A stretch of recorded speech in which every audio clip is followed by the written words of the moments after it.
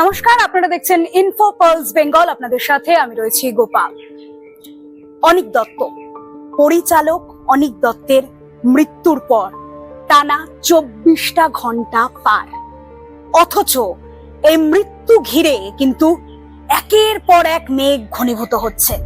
পুলিশও বলতে পারছে না যে এই মৃত্যু স্বাভাবিক নাকি অস্বাভাবিক। বুধবার দুপুরে হিন্দুস্থান পার্কে শ্বশুরবাড়ির ছাদ থেকে পড়ে মৃত্যু হয় পরিচালক অনিক দত্ত।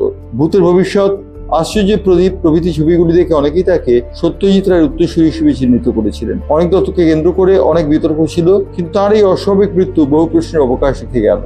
অনিক দত্তের স্ত্রীর সঙ্গে অলরেডি এখনো পর্যন্ত 1 বছর হয়ে গেছে তাদের ডিভোর্স হয়ে গিয়েছিল।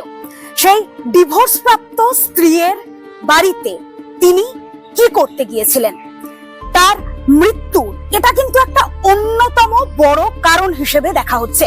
পাশাপাশি তার একটা চিঠি, যে চিঠিকে ঘিরে রীতিমতো রহস্য ঘনীভূত হয়েছে তার মৃত্যুকে কেন্দ্র করে।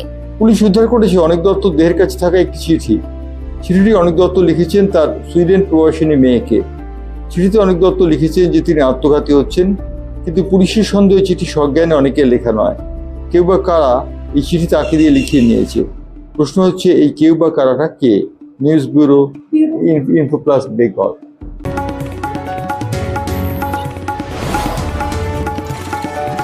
আপনারা দেখছেন ইনফো পালস বেঙ্গল, সত্যের স্পন্দন, বাংলার কণ্ঠ।